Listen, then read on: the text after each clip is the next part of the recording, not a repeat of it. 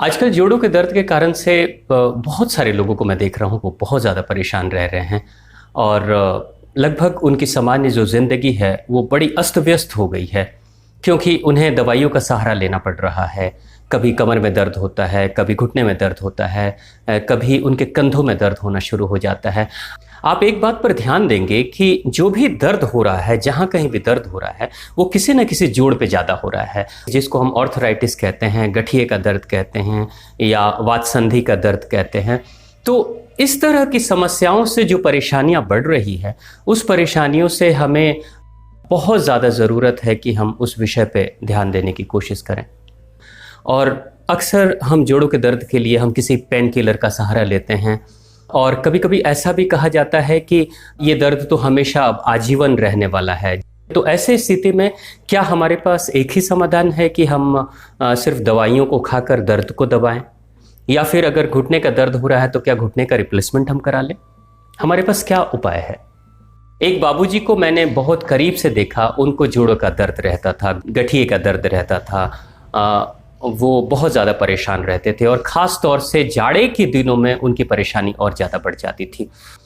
जोड़ों के दर्द को आयुर्वेद में वात रोग कहा जाता है। वात रोग यानी गैस से होने वाली समस्या।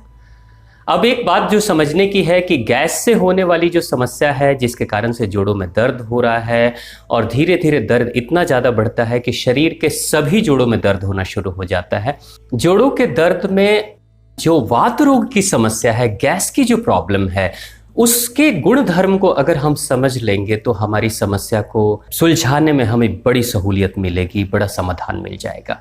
जैसे उदाहरण के तौर पे आप याद करें कि आपके कमरे में कोई धूप नहीं जा रही है, लेकिन आपने किसी कपड़े की सफाई की है, कमरे में ही आपने डाल दिया है, लेकिन कुछ देर के बाद आप देखते हैं कि गीला कपड़ा भी आपका सूख जाता है बिना किसी धूप की रोशनी के।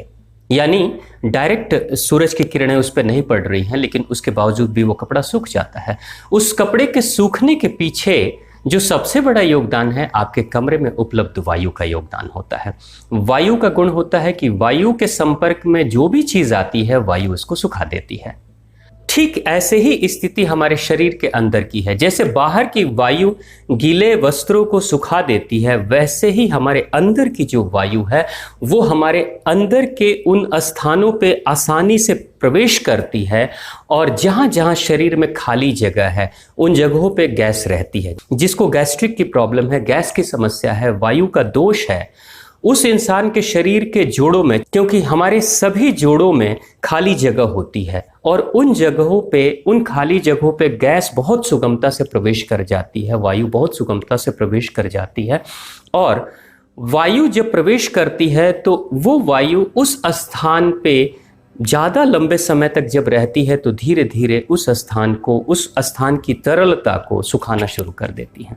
जैसे जैसे वायु के संपर्क में किसी भी जोड़ में, जैसे आप अपने हाथ के जोड़ को देख लें, आपने अपने हाथ के इस कलाई के जोड़ को देखें, उंगलियों के जोड़ों को देखें, तो उंगलियों में मूवमेंट के लिए, कलाई में मूवमेंट के लिए आपको चाहिए कि वहाँ पे कुछ खाली जगह है, ताकि जैसे दो जोड़ों में अगर मूवमेंट होगा तो ज़रूर कुछ खाली स्पेस होगा, तभी वहाँ पे मूवमेंट बेहतर हो सकता है। और जैसे किसी भी मशीनरीज में जहाँ पे दो मूवमेंट करने वाले पार्ट्स मिलते हैं तो वहाँ ग्रीज होता है, वहाँ चिकनाई होती है, ताकि घर्षण कम हो और बहुत आसानी से मूवमेंट होता रहे और मोड़ों पे कोई तनाव ना हो। यही स्थिति हमारे शरीर के साथ भी आती है। हमारे शरीर में जिन जिन मोड़ों पे, जिन जिन जोड़ों के ऊपर खाली जगह है, अगर हम गैस की समस्या से परेशान हैं, हम वात रोग से परेशान हैं, हमको कॉन्स्टिपेशन, कब्ज की शिकायत रहती है, तो निश्चित तौर से वो हमारे शरीर की अंदरूनी वायु उन जगहों पे चली जाएगी जहाँ पे खाली स्थान है। और खाली स्थान वायु को सारे जोड़ मिलते हैं, चाहे वो कंधे का जोड़ हो, चाहे घुटने का जोड़ हो, चाहे उंगलियों का जोड़ है, चाहे कलाई का जोड़ हो, चाहे कमर का जोड़ हो, सभी जोड़ों पे, सारे जॉइंट्स में खाली जगह मिल जाती है और उन खाली जगहों में वायु को प्रवेश करना बहुत आसान हो जाता है। और लंबे समय तक अगर वायु रहती है, जैसे अगर किसी इंसान को लंबे समय तक कब्ज की शिकायत रहती है, तो वहाँ के तरलता को, वहाँ की चिकनाहट को वायु धीरे धीरे खत्म करने लगती है और तरलता के सूखने के साथ ही घर्षण तेज होता है जोड़ों में और घर्षण के बढ़ने के साथ ही हमारे जोड़ों में दर्द होना शुरू हो जाता है। जैसे आप जब चलेंगे तो आपके घुटनों में दर्द होना शुरू हो जाएगा, आपके पैर की उंगलियों में दर्द होना शुरू हो जाएगा, आपके कमर में दर्द होना शुरू हो जाएगा, आपके कंधों में दर्द होना शुरू हो जाएगा। तो ये जितने भी जोड़ हैं उन जोड़ों के संधि के ऊपर, इसलिए संधिवात बोलते हैं उसको, संधि में वात की समस्या होने के कारण से, गैस की समस्या होने के कारण से ये तकलीफ बढ़नी शुरू हो गई है। तो अगर कोई इंसान चाहता है कि मैं अपनी समस्या को ठीक करूं, तो उसे उन जोड़ों को ठीक करने के लिए, जैसे अक्सर समस्या ये आ जाती है कि हम घुटने को ही रिप्लेस करा दें, घुटने को बदलवा दें।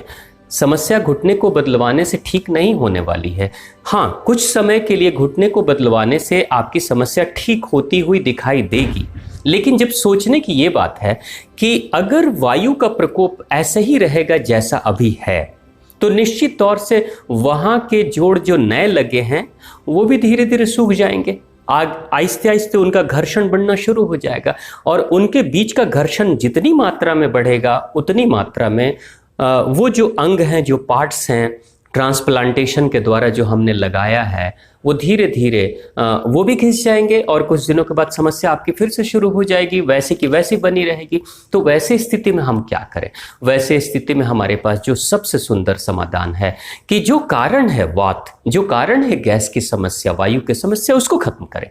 और वो समस्या शुरू होती है हमारे कॉन्स्टिपेशन, कब्ज के कारण से, छोटी और बड़ी आंत की गंदगी के कारण से। जैसे आप देखें, गैस की समस्या के लिए कई बार हम दवाइयाँ खाते हैं। गैस की समस्या दवाइयों के खाने से ठीक नहीं होगी। गैस की समस्या ठीक होगी छोटी और बड़ी आंत की स्वच्छता से, उसकी सफाई से। अगर शरीर के आंतों में गंदगी फंसी हुई है और गंदगी जमा है, तो निश्चित तौर से उस गंदगी से गैस बनेगी, बदबू आएगी। जैसे आपके कमरे में अगर बहुत सारा कचरा है और सड़ा हुआ कचरा है, तो आपके घर में बदबू फैलनी शुरू हो जाएगी। बदबू खत्म करने के लिए आप रूम फ्रेशनर अगर डालते हैं, तो थोड़ी देर के लिए आपको लगेगा जैसे कमरे में अब बदबू नहीं है, अब खुशबू आ गई है, तो आपको अच्छा महसूस होगा। लेकिन जैसे ही रूम फ्रेशनर का सुगंध खत्म होगा, वैसे फिर से बदबू आनी शुरू हो जाएगी। तो जितने भी पेन किलर हैं वो कुछ हद तक रूम फ्रेशनर का ही काम करते हैं। तो हम कब तक हम रूम फ्रेशनर का छिड़काव करेंगे और कब तक हम इत्र का छिड़काव करेंगे या सुगंधी का छिड़काव करेंगे? बेहतर तो यही होगा कि डस्टबिन में पड़े हुए कचरे को ही हम निकाल कर बाहर फेंकें, डस्टबिन की सफाई करें। जिन कारणों से बदबू फैल रही है, और बदबू भी गैस के फॉर्म में आ रही है, क्योंकि सड़न तो एक जगह पे है, लेकिन उस सड़न की बदबू आपके तक पहुंचने के पीछे गैस ही माध्यम है, वायु ही माध्यम है। तो उस सड़न के उस कारण को ही खत्म करें, और जैसे ही डस्टबिन की सफाई होगी, वैसे ही हमारे कमरे की बदबू खत्म हो जाएगी। यही हालत लगभग हमारी छोटी और बड़ी आंत की होती है। जब वो डस्टबिन की तरह उसके अंदर बहुत सारा कचरा हो जाता है, तो धीरे धीरे गैस बननी शुरू हो जाती है, और वो दूषित गैस, वायु की जरूरत शरीर में है, लेकिन जो विकृत वायु अगर होती है, यानी बदबूदार वायु अगर शरीर में हो जाए, तो वो जहां भी जाएगी वो हमारे जोड़ों के तरलता को धीरे धीरे सुखाना शुरू कर देती हैं। तो ऐसे स्थिति में हम उसी को समाप्त करें जिनके कारण से हमें वात की प्रॉब्लम या गैस की प्रॉब्लम हो रही है।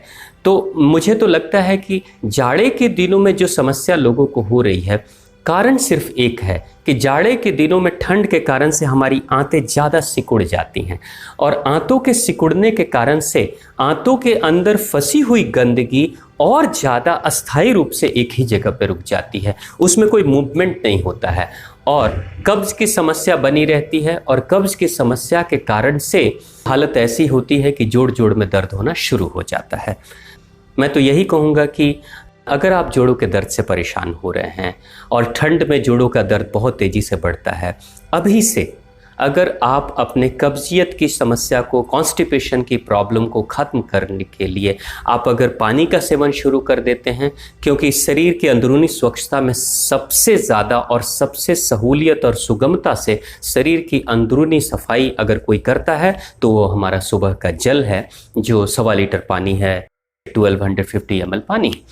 अगर उसका सेवन आप शुरू कर देते हैं तो निश्चित तौर से आपको कब्जियत से राहत मिल जाएगी और कब्ज की राहत मिलने के साथ में गैस की जो समस्या है वो भी खत्म होने लगेगी। और गैस की समस्या जैसे जैसे खत्म होगी वैसे वैसे आपके शरीर में, आपके जोड़ों में जो तरल पदार्थ है, शरीर हमेशा तरल पदार्थ को बनाते रहता है, तो गैस जो सुखा रही है उसको हमने जैसे ही खत्म किया वैसे ही शरीर की तरफ से तरल पदार्थ तो हमेशा बन रहे हैं, तो नमी, तरलता, चिकनाहट बननी शुरू हो जाती है। हमारे शरीर के जोड़ों को पर्याप्त मात्रा में तरलता मिलनी शुरू हो जाती है, चिकनाई मिलने लगती है। नतीजा ये होता है कि जोड़ों का दर्द धीरे धीरे खत्म होने लगता है।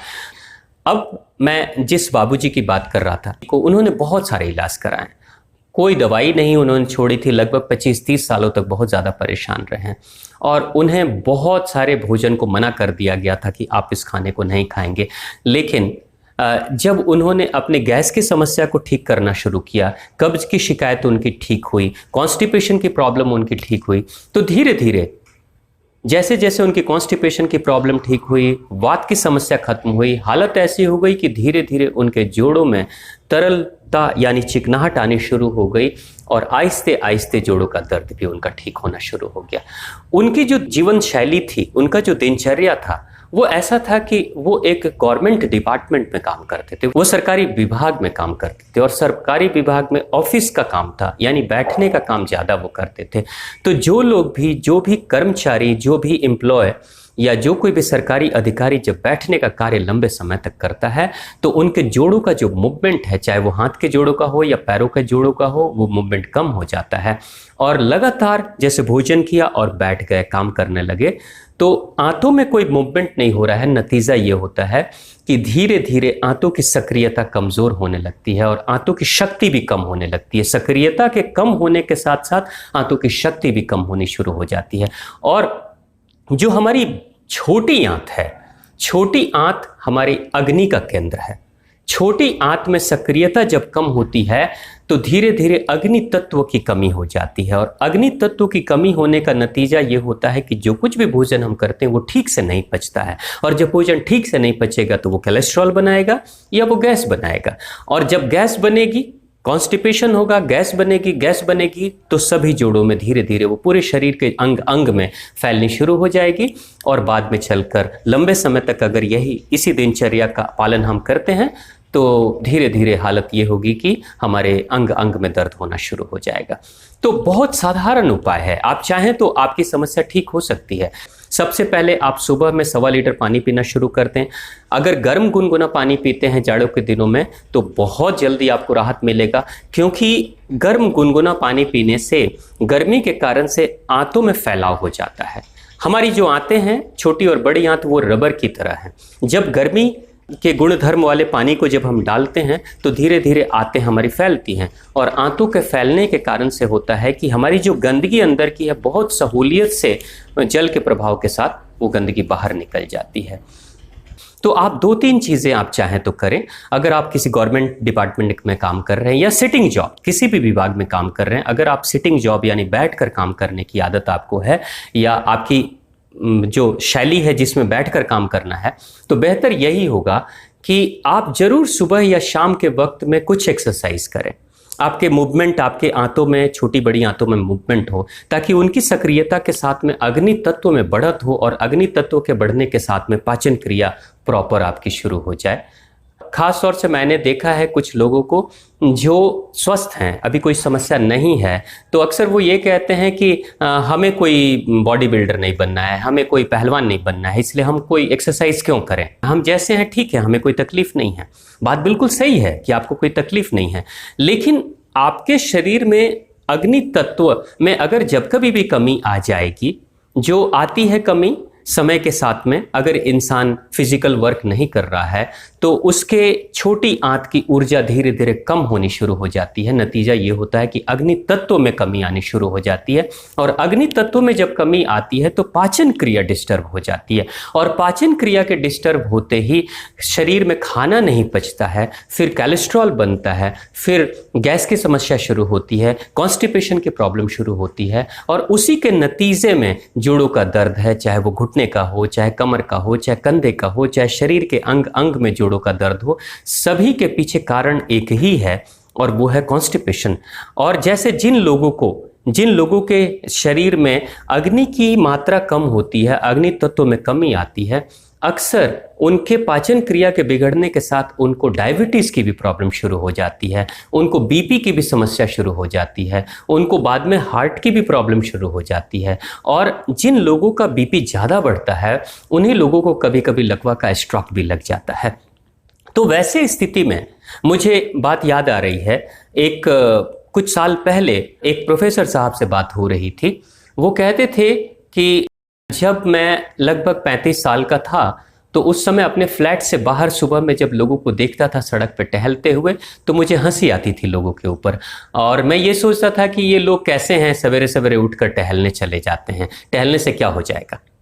लेकिन उन्होंने बताया कि लगभग 10 वर्ष के बाद, लगभग 45 वर्ष के जब हुए और जब डॉक्टर ने बताया कि आपको डायबिटीज़ है, आपको बीपी की समस्या है, और डॉक्टर से जब उन्होंने पूछा तो प्रोफेसर साहब ने कहा कि डॉक्टर्स ने मुझे बताया कि आप भी सुबह में टहलना शुरू करो।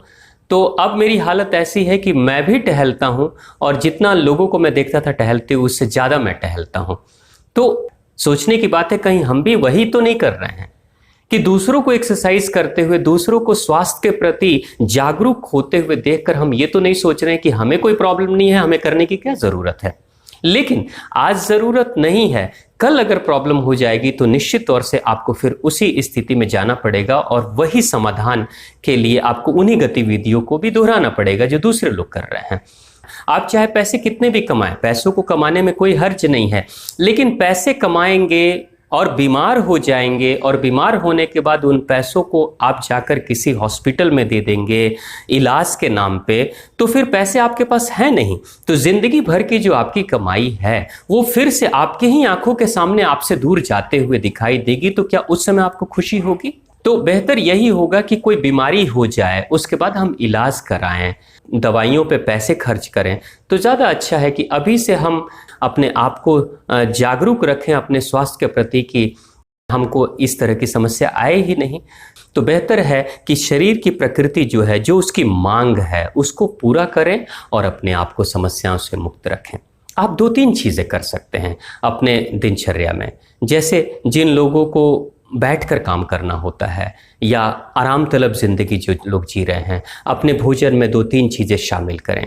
जब आप रोटी बनाते हैं, फुलके बनाते हैं, तो अक्सर मैंने देखा है कि आटे हम खरीद कर लाते हैं बाहर से, बहुत महीन बारीक आटे होते हैं, मैदे जैसे चिकने आटे होते हैं। तो वैसे आटे को ना लें। आटे वो ठीक हैं जो थोड़े रवेदार हों, जिसमें थोड़े चोकर हों। जैसे आटे में चोकर मिलता है, छन्नी से जब छानते हैं तो आटे से जो डस्ट निकलता है, चोकर निकलता है, वो रिच डाइट है कैल्शियम का, और कैल्शियम की ही ज़रूरत पड़ती है जोड़ों के लिए। तो अक्सर चोकर को माताओं को, बहनों को मैं देखता हूँ कि वो बाहर फेंक देती हैं या जानवरों को खिला देती हैं। तो बेहतर ये होगा कि आप उस आटे के चोकर को आप अपनी रोटी में मिलाकर खाएं, और जितनी मात्रा में चोकर आपके शरीर में जाएगा उतनी मात्रा में फाइबर की बढ़त होगी।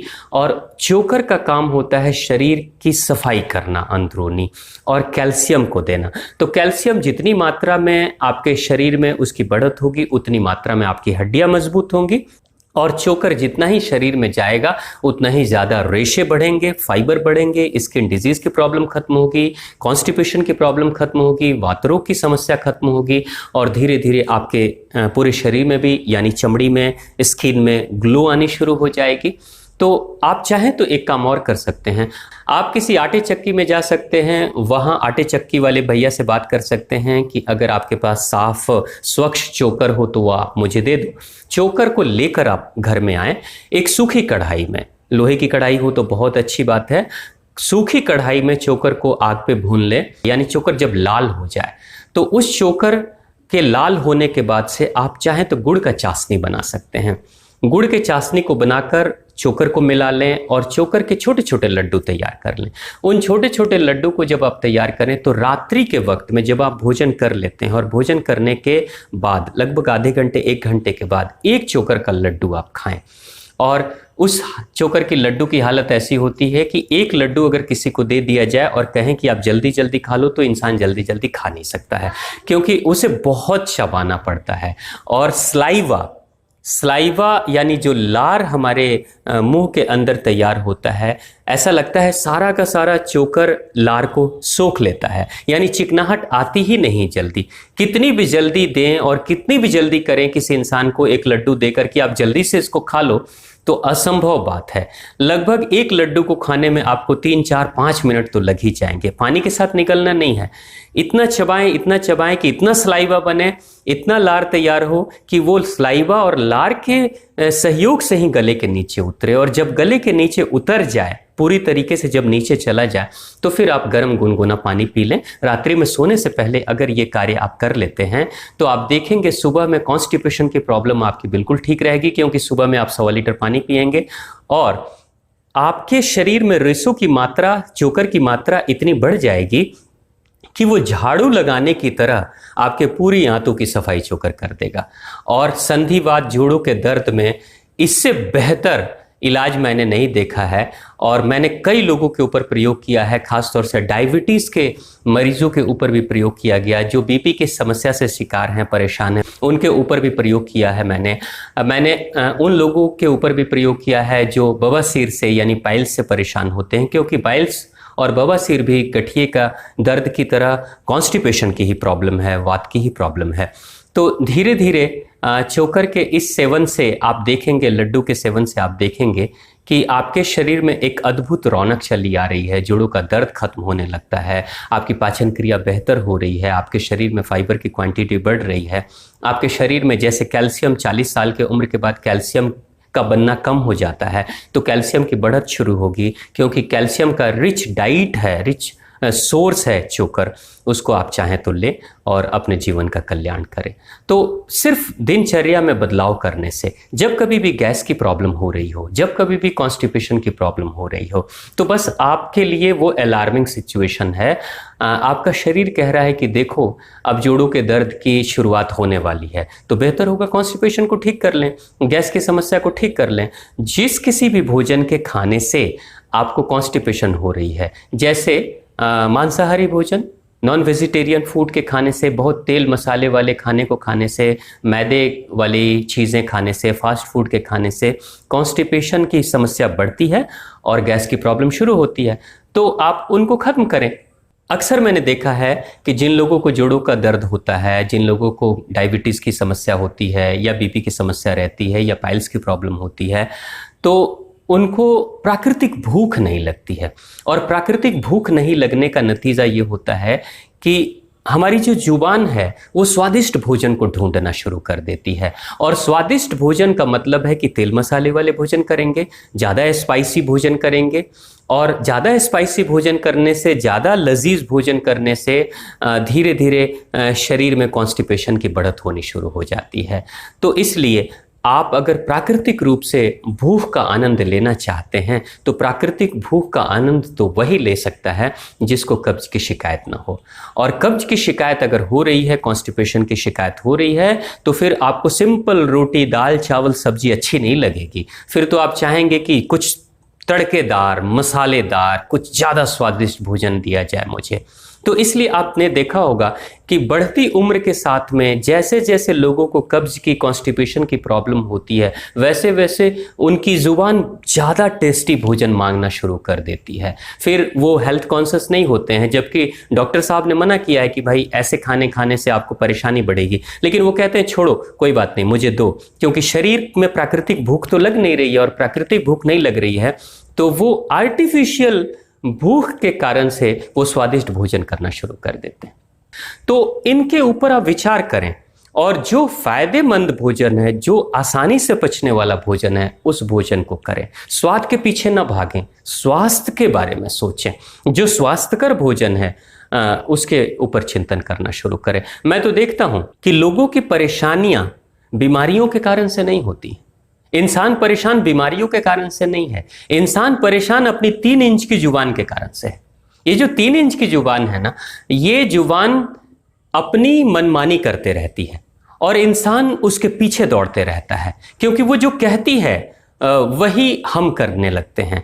और नतीजा ये होता है कि जुबान को तो सिर्फ मतलब है अपने स्वाद के लिए जुबान तो स्वाद ले लेती है, उसके बाद गले में डाल देती है, फिर मर्जी शरीर की कि अब जो भी सजा भुगतनी है शरीर को भुगतनी है। मुझे तो लगता है कि हालत ऐसी हो जाती होगी कि जब स्वादिष्ट भोजन जब हम अपने मुंह में डालते हैं तो जुबान तो बड़ी खुश होती है, बड़ी आनंद लेती है, लेकिन पेट बेचारा नीचे से रो रहा होगा, कहता होगा ओह क्षमा करो, फिर से मुझे सजा देने के लिए, फिर से तुम ये खतरनाक भोजन क्यों डाल रहे हो मेरे अंदर। लेकिन हमारी हालत तो ऐसी है कि जुबान, 3 इंच की जुबान हमारे इस 5 और 6 फीट के शरीर का बेड़ा गर्क कर देती है। लेकिन हमारा मन है कि बस मानता ही नहीं, तो हम तो अपने मन के गुलाम हैं। और जब मन मानता नहीं, जुबान को मना पाते नहीं, समझा पाते नहीं, हम पेट का कहते हैं कि कीमा निकाल देते हैं। बेचारी छोटी और बड़ी आंत परेशान रहती है, हार्ट कमज़ोर होता है, ब्रेन कमज़ोर होना शुरू हो जाता है, लीवर और किडनी भी खराब होने लगती है। फिर हम चिकित्सकों के चक्कर में पड़ जाते हैं, उनके पास दौड़ना शुरू कर देते हैं। फिर हम कहते हैं कि मैं तो बिल्कुल अच्छे जीवन को जी रहा हूँ, फिर भी इतनी परेशानी क्यों है। मैं तो यही कहूँगा कि ज़रूर ध्यान दें, अपनी इस जुबान के ऊपर ध्यान देने की ज़रूरत है, उसकी गुलामी न करें। अगर उसकी गुलामी आप करेंगे तो आप स्वस्थ नहीं रह पाएंगे। अगर आपको सुनना ही है तो पूरे शरीर की सुने, अपनी आंतों की सुने, अपने आत्मा की आवाज़ को सुने। बीमारियों से मुक्ति अगर चाहिए तो स्वाद के चक्कर में न पड़ें, स्वास्थ्य के बारे में चिंतन करें।